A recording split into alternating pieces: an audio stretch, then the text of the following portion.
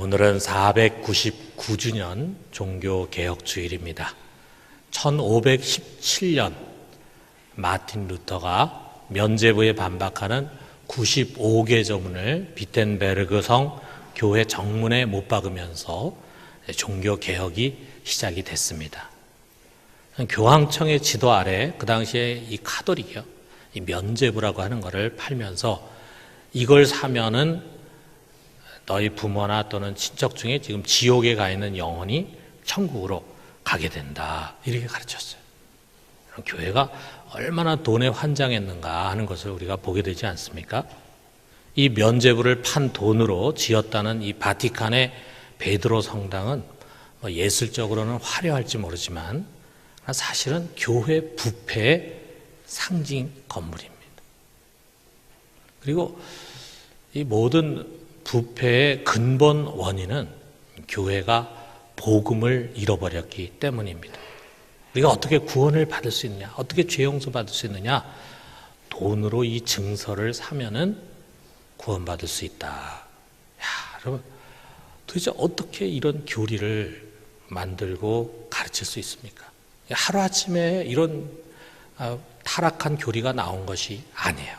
오래전부터 복음에 참된 신앙에서 어긋나 있었기 때문에 면죄부라고 하는 정말 부끄러운 그런 일까지 가톨릭이 저지르게 된 것입니다. 이런 영적인 윤리적인 타락으로 인해서 당시 교회는 사람들 속에 신뢰를 잃어버렸어요. 그래서 교회를 불신했던 많은 사람들이 루터가 종교개혁을 일으키자 그것에 동참했습니다. 많은 군주들, 또 귀족들, 또 평민들, 그래서 많은 사람들이 거기에 가세했기 때문에 종교개혁이 성공할 수 있었어요. 만약에 그 당시에 교회가 사람들로부터 신뢰를 받고 있었고, 그래서 그 카톨릭에 다 이렇게 믿음을 갖고 교회 생활을 열심히 하고 있었다면 절대로 루터의 종교개혁이 성공할 수가 없죠. 그런데 그 교회에 대한 혐오감을 갖고 있던 사람들이 너무 많다 보니까 루터의 종교개혁이 결국 성공하면서 마침내 개신교가 시작이 된 것입니다. 이 루터의 종교개혁은 한마디로 하면 교회로 하여금 다시 복음 진리로 돌아가게 한 거예요. 복음이 뭐냐? 여러분, 로마서 1장 17절에 복음이 나와 있습니다. 복음에는 하나님의 의가 나타나서 믿음으로 믿음에 이르게 하나니 기록된 바 오직 의인은 믿음으로 말미암아 살리라 함과 같으니라. 우리가 어떻게 죄 용서를 받고 그래서 죄가 없는 깨끗한 의인이 되고 그리고 구원받고 영생을 얻을 수 있는가? 이 신칭이 의인은 오직 믿음으로 말미암아 살리라. 돈이나 면죄부가 아니라 이거죠.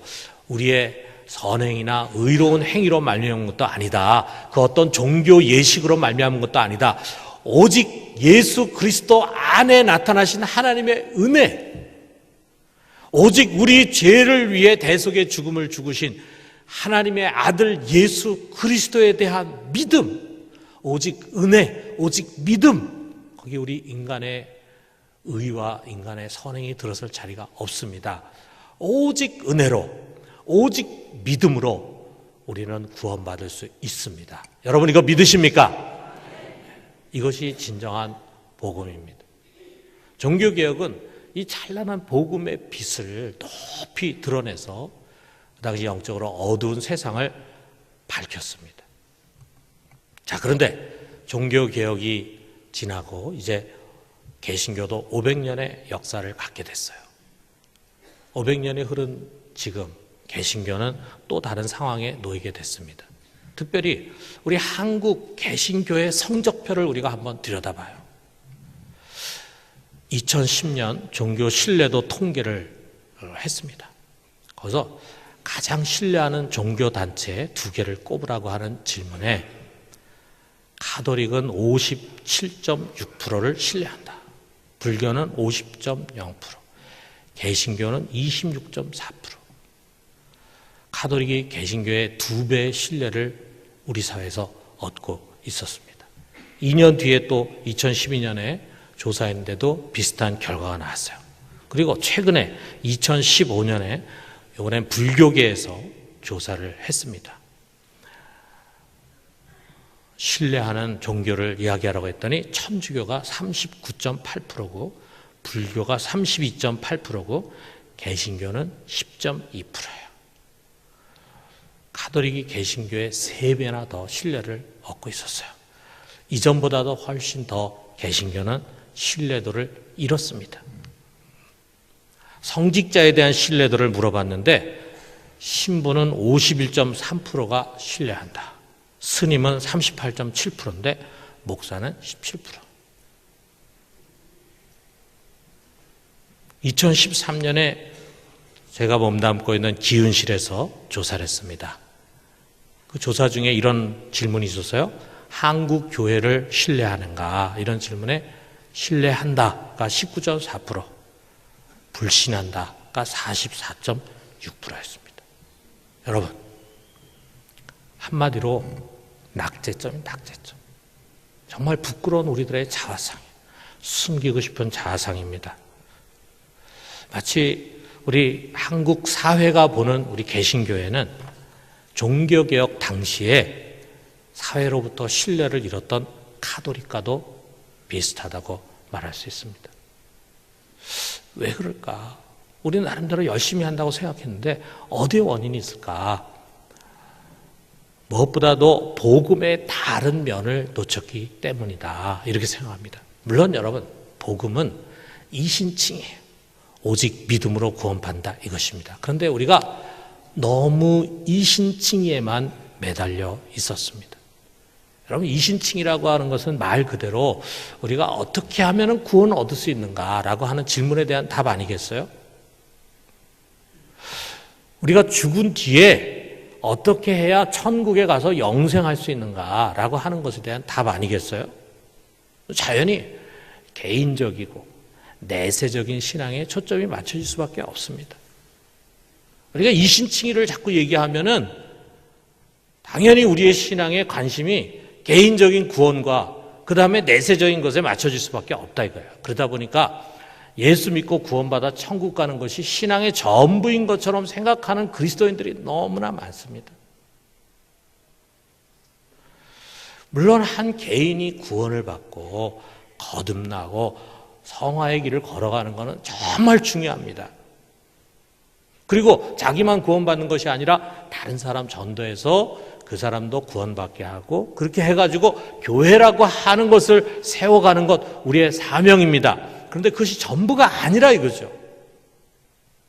예수 천당만이 복음이라고 생각해서는 안 됩니다.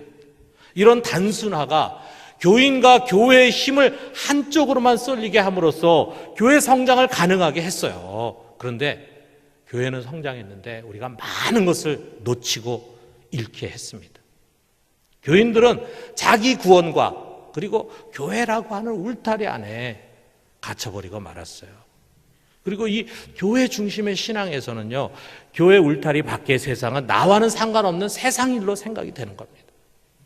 그러다 보니까 교회가 분명히 그 사회 속에 있고 소수로 있는 것이 아니라 다수로 있기 때문에 그 사회에 있는 사람들이 교회 교인이 되고 그렇기 때문에 그 사회에 굉장히 많은 영향력을 미칠 수밖에 없음에도 불구하고 사회에 무관심하고 책임이 없는 집단이 되어가다 보니까 그것은 결국 사회에서 지탄을 받는 대상이 되는 부메랑을 맞을 수밖에 없는 거예요. 오늘날 우리는 다시금 종교개혁을 갈망합니다. 역시 복음으로 돌아가야 합니다. 그런데 우리는 복음에 대한 다른 메시지도 좀 귀를 기울여야 됩니다. 여러분, 복음을 제일 먼저 전한 사람이 누구냐? 사도 바울이 아니라 예수 그리스도예요. 우리 예수님께서 요한이 잡혀간 다음에 갈릴리에 가서 처음으로 말씀을 선포하십니다.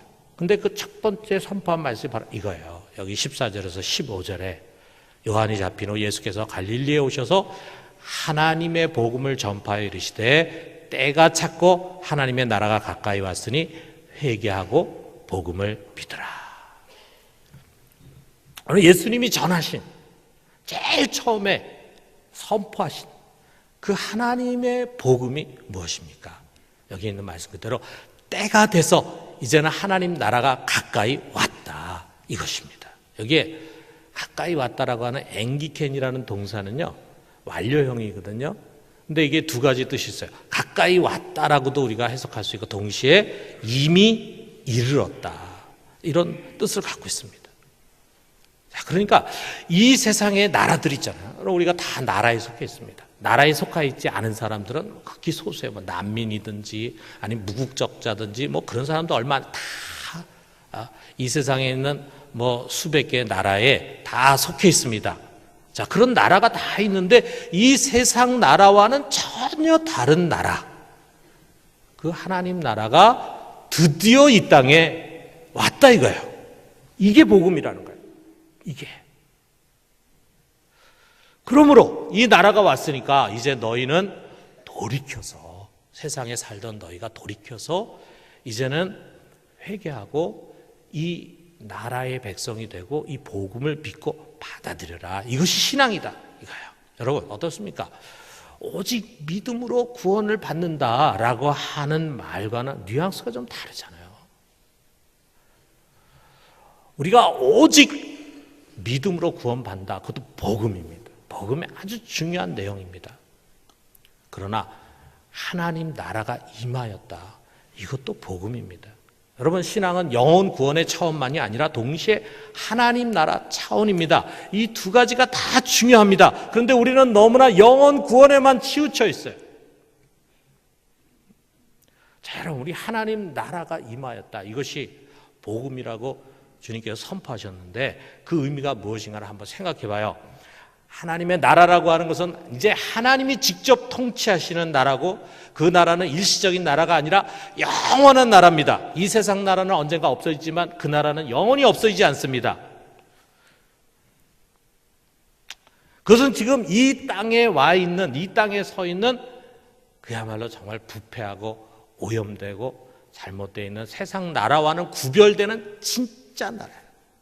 오리지널한 나라고 국가의 본질이 되는 그런 나라인데, 그 참나라가 오니까 그 참나라 앞에서 이 세상 나라의 진 면목이 드러나는데 세상이 얼마나 잘못되고 왜곡되고 부패되어 있는가라고 하는 것이 드러나게 되는 거예요.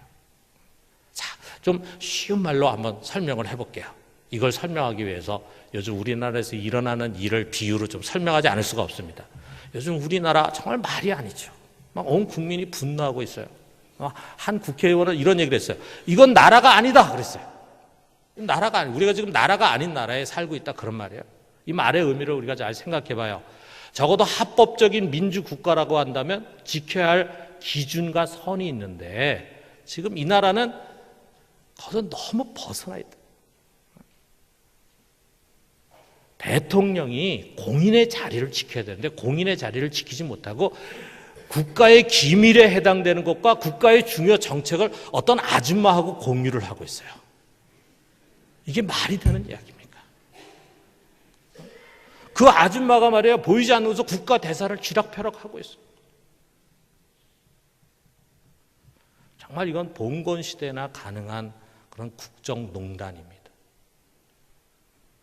자, 이런 왜곡된 국가 현실 앞에서 물론 이런 사람들도 있겠죠. 이건 나하고는 아무 상관없는 일이야. 지금 내 코가 석자인데 내가 해야 할 일은 열심히 도서관에서 공부하고 시험 쳐가지고 합격해가지고 취직해가지고 좋은 직장에 들어가서 그 다음에 아가씨 만나서 결혼해가지고 행복한 가정을 세우는 거, 이게 지금 내가 해야 할 일이고 내 인생의 목표니까 뭐 나라가 어떻게 돌아가건 그건 나하고는 상관없는 일이다, 이렇게 생각하는 청년이 있다면 여러분 잘한다고 말하시겠습니까? 이건 나와 무관한 일이 아니라 우리들의 일이잖아요. 우리가 살고 있는 우리나라에서 일어나는 일이니까 남의 일이 아니잖아요. 우리가 끌어안고 같이 책임지고 나가야 할 일인데 이걸 나의 일로 여긴다면 우리가 어떻게 하겠습니까? 지금 이 나라가 아니라고 말하는데 왜 나라가 아니라고 말하는지, 도대체 무엇이 잘못된 것인지를 우리가 알아야 되잖아요. 그런데 무엇이 잘못된 것인지를 알려면은 정말 올바른 민주국가의 기준이 무엇인가 하는 것을 우리가 바르게 알아야 되지 않겠어요? 적어도 민주국가라면 이렇게는 돼야 된다라고 하는 그 기준을 우리가 알게 되면은 지금 우리가 처해 있는 이 국가의 모습은 너무나 잘못된 것이다 라고 하는 것을 인식하게 되잖아요. 그게 잘못됐다고 하는 것을 인식하게 되면 이제 이걸 우리가 바르게 잡아야 된다. 어떻게든지 온 국민들이 힘을 합쳐가지고 바르게 잡아야 된다는 그런 책임의식을 갖고 변화를 추구하기 위해서 노력하지 않겠습니까? 여러분, 이와 같아요. 정도의 차이는 있지만요, 이 세상 나라는 한마디로 나라가 아닙니다. 본래 하나님께서 그의 창조 세계 속에 국가를 허락하셨어요. 국가를 세우도록 하시고 권세를 주셨어요. 그런데 지금 이 세상에 세워져 있는 국가들은 그 하나님의 본연의 뜻과는 너무나 벗어나서 죄로 오염이 되고 왜곡이 돼 있어요. 아주 그릇된 가치관이 온 세상을 뒤덮고 있습니다. 그런데 사람들이 그것이 잘못인지도 모르고 그냥 다른 사람이 다 그렇게 사니까 자기도 그냥 살면서 쫓아가고 있습니다. 그런데 이 땅에 하나님의 나라가 임했습니다. 자, 그러니까 진짜 나라가 오니까 세상의 참 모습이 드러나는 거예요. 그 하나님의 나라를 알면 알수록 사람들이 비로소 지금 여기에 있는 이 세상이 무엇이 문제인가 하는 것을 알게 됩니다. 그래서 여러분, 예수님의 가르침은요, 다른 게 아니에요. 무엇보다도 하나님 나라에 집중합니다. 여러분이 복음서를 펼쳐서 예수님께서 설교하신 내용을 보면 특별히 많은 비유를 가르쳤는데 그 비유, 무엇을 설명하는 비유입니까? 천국은 이와 같으니. 천국, 우리가 죽은 다음에 가는 그것이 아니라 이 땅에 임한 하늘나라, 하나님의 나라는 마치 이것과 같다. 그래가지고 그 나라를 우리가 늘 경험하는 일상생활과 비유를 통해서 알기 쉽게 주님은 설명해 주는 거예요. 그래서 대부분의 비유들이 이 땅에 임한 천국을 설명해 주는 비유입니다. 우리는 그 이야기를 들으면서 하나님의 나라는 이 세상과 다른 이런 원리와 삶의 길을 가지고 있구나 하는 것을 알게 되는 거예요. 그래서 이 말씀을 통해서 하나님 나라를 이해한 사람은 정말 무엇을 회개해야 할지, 무엇을 돌이켜야 할지 비로소 깨닫게 됩니다. 지금까지 살아왔던 이 세상의 방향이 잘못됐다 이거예요. 딴 사람 다 그렇게 가지만 이거 옳은 방향이 아니다. 그러니까 여기서 돌이켜야 된다. 돌이켜서 복음을 받아들이고 그리고 하나님 나라 방향으로 가는 것입니다. 이것이 회개고 이것이 복음 신앙입니다. 회개라고 하는 것은 주님, 제가 잘못했습니다. 마음의 음욕을 품고 도둑질하고 거짓말했습니다. 용서해 주십시오. 아멘. 그럼 이것으로 끝나는 것이 아니라 회개는 돌이키는 것입니다. 지금까지 가던 삶에서 돌이켜서 이제는 하나님 나라의 길을 쫓아서 살아가는 게 회개라고 해요. 그렇다면 여러분, 우리가 더 분명해지지 않습니까? 이 하나님 나라 복음 속에서 말이죠. 신앙이라고 하는 것이 이 세상을 떠나서 교회 속으로 들어가가지고 거기에 들어가 담을 쌓고 거기에 갇히는 것이 아니잖아요. 도리어 복음을 통해서 계시된 그 하나님 나라의 지혜를 가지고 우리는 세상의 참 모습을 정확하게 볼 수 있는 거예요. 여러분, 우리가 보면은 아주 후진국 보면은요, 정말 정치가 엉망이죠. 근데 그 안에 사는 사람들은 자기 나라의 정치가 엉망이라는 걸 몰라요. 다 그렇게 정치하는 줄 알고 있고 자기 권리가 박탈당하고 있음에도 불구하고 그것이 문제가 있다는 생각을 갖지 못해. 근데 거기에 있는 사람이 이제 유럽이라든지 미국으로 유학을 갔다. 그러면은 거기 가가지고선 그곳에 제대로 된 정치 속에서 살아가다 보면은 자기 나라의 문제가 보이잖아요. 이게 우리나라 이거 정말 큰 문제다. 이게. 이런 생각을 갖게 되잖아요. 그러니까 북한에서 저기 유럽이라든지 이런 데 공관으로 나가 있거나 또는 유학생으로 나가 있던 사람이 그래도 거기 가서 살다 보니까 보이잖아요. 그러니까 탈북하고 막 이렇게 되지 않겠습니까? 자, 우리가 이 세상에 속해 살 때는요, 이 세상의 문제가 뭔지를 잘 모릅니다. 그런데 하나님 나라 안에 들어와서 그 하나님 나라의 말씀을 듣고 그것을 깨닫게 되니까 이 세상이 이게 이렇게 살아서는 안 되겠구나 하는 것이 보이더라 이거죠. 자, 여러분, 그렇다면 무엇이 다릅니까? 가장 중요한 줄기를 하나 생각해 봐요. 여러분, 우리 사회가 10년 전에 어떤 단체가 하나 세워졌습니다. 그 단체 이름이 뭐냐면 학벌 없는 사회라고 하는 단체예요. 왜 그런 단체가 세워졌냐면, 자, 우리 사회 문제를 보니까 정말 학벌이 너무 무섭더라 이거죠. 이 학벌의 힘이 너무 커. 어느 고등학교 들어갔냐, 어느 대학교 나왔느냐, 이것이 평생을 가더라 이거죠. 취직할 때도 그걸 보고, 그 다음에 결혼할 때까지도 학벌을 봐. 취직해서 들어가도 학벌이 중요해. 그 안에 선후배로 얽히고 설킵니다. 동기로 얽히고 설칩니다. 그렇게 해가지고 평생 그게 가더라 이거죠. 자기는 나름대로 열심히 공부하고 정말 실력을 쌓은데도 불구하고 좋은 학벌이 없으면 성공하기 어려워. 여러분, 이게 얼마나 불공평한 사회입니까? 그러니까 이런 불공평한 것이 없어져야지 우리 사회가 건강한 사회가 된다. 그래서 학벌 없는 사회가 돼야 한다. 그런 취지를 가지고 사람들이 이제 열심히 한 10년 동안 일했습니다. 열심히 활동했으면 우리는 가까이 잘 못 느꼈을지 모르지만 이 사람들은 나름 우리 사회에 그것을 퍼뜨리기 위해서 열심히 일했어요. 그런데 최근에 이 단체가 자진해산을 했습니다. 자진해산. 왜 자진해산했는가?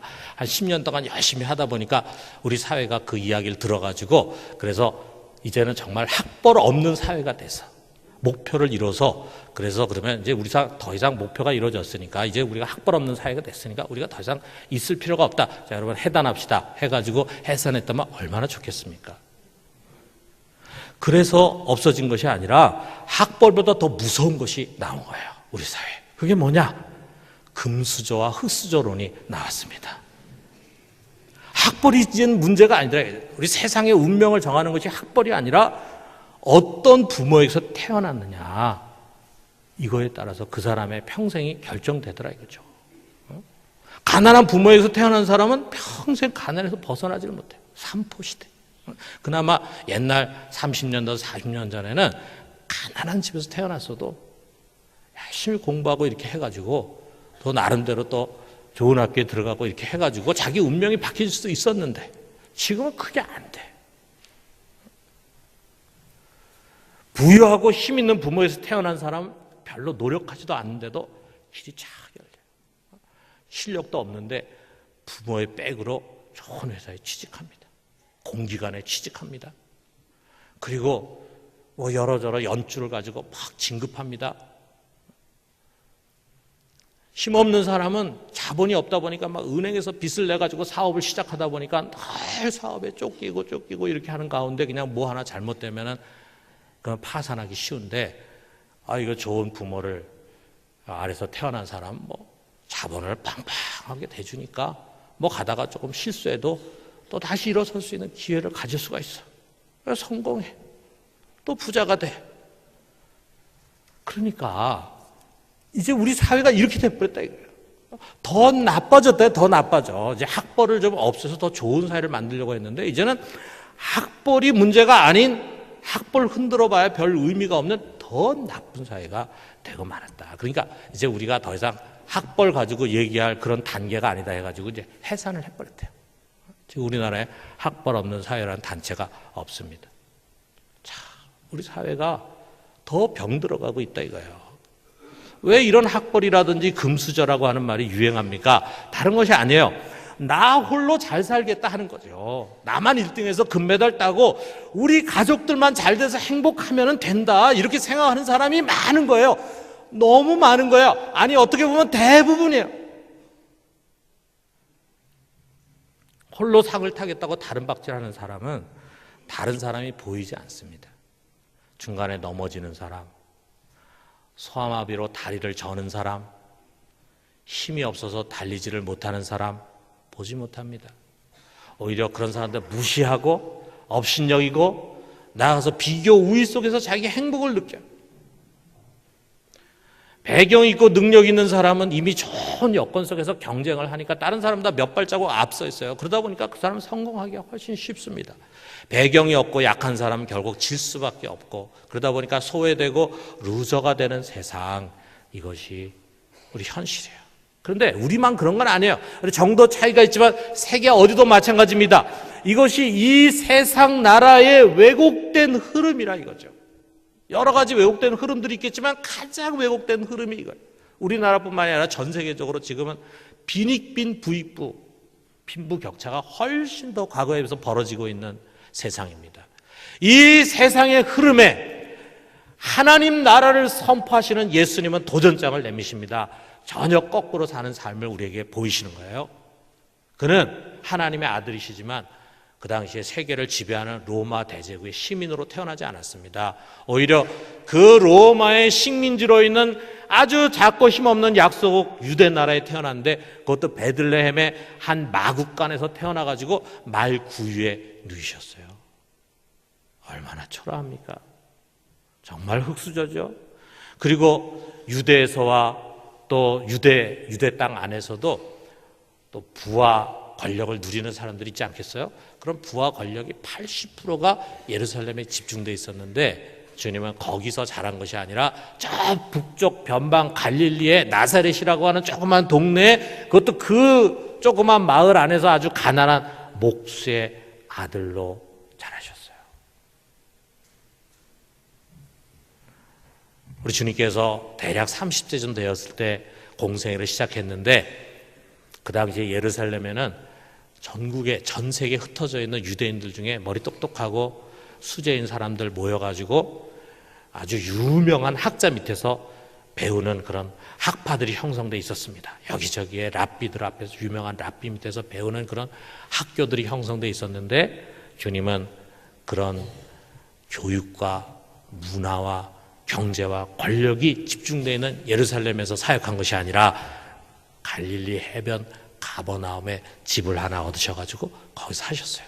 이걸 가르쳐서 마태복음에 뭐라 그러냐면, 예수님이 몸담고 사신 그곳은 사망의 땅이었다.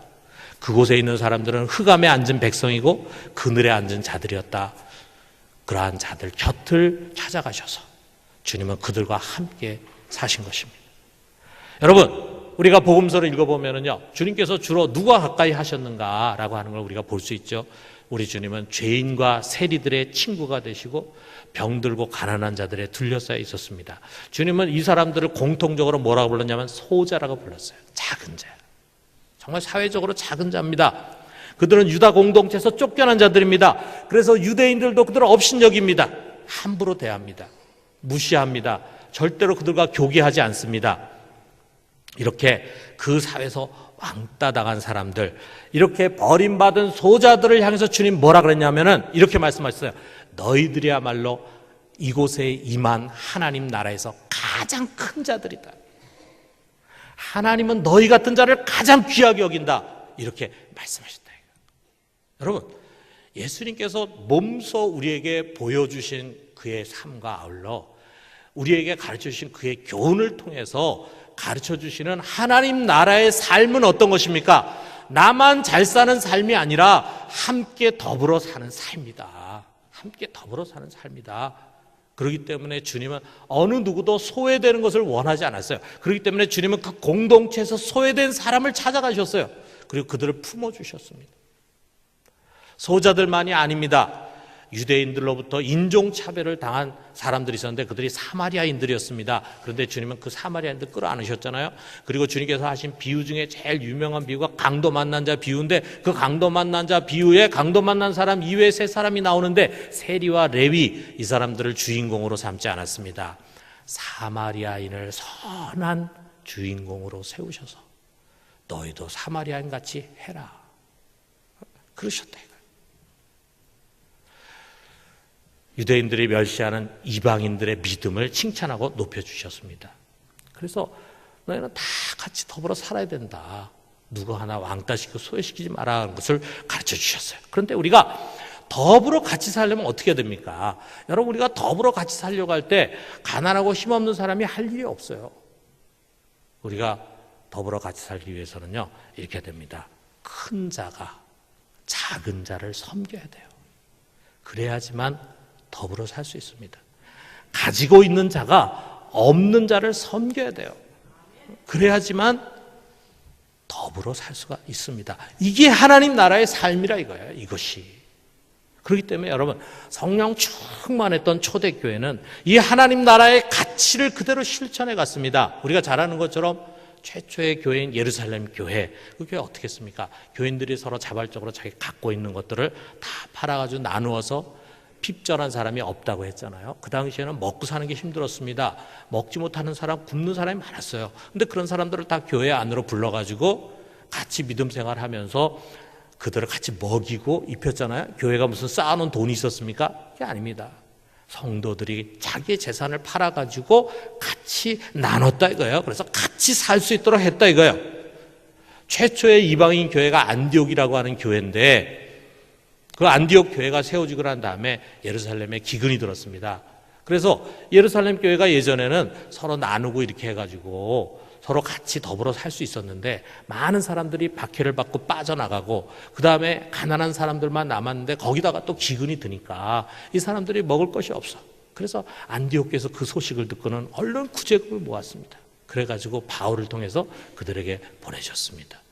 바울이 유럽과 아시아에 많은 교회들을 세웠는데 또 팔레스틴 지역에 기근이 들어가지고 많은 사람들이 굶어 죽어간다는 이야기를 들은 가운데 이들이 몇 년에 걸쳐서 구제금을 모아가지고 바울을 통해서 유대에 있는 가난한 교회들에게 보내줬습니다. 이게 뭡니까 여러분? 더불어 살게 하고 평균케 하시는 하나님의 뜻을 실천하는 것이었어요. 여러분, 우리 정말 그리스도인이 말이에요. 이 세상의 원칙을 쫓아 살아가는 사람들이 아니라 하나님 나라의 원리를 쫓아 살아가는 그리스도인들이 정말 이 땅에 임한 하나님 나라를 영접하면서 오직 자기만을 살려고 했던 삶에서 정말 돌이키고 회개해서 이 복음의 가치를 실현하려고 노력한다면 여러분 어떤 일이 일어나겠습니까? 우리가 상상해 볼 때 우리 한국에 있는 20%, 25% 되는 그리스도인들이, 개신교인들이 전부 이런 삶을 실천하려고 만약에 벌떡 일어선다고 한번 상상해 보세요. 어떤 일이 일어나겠습니까?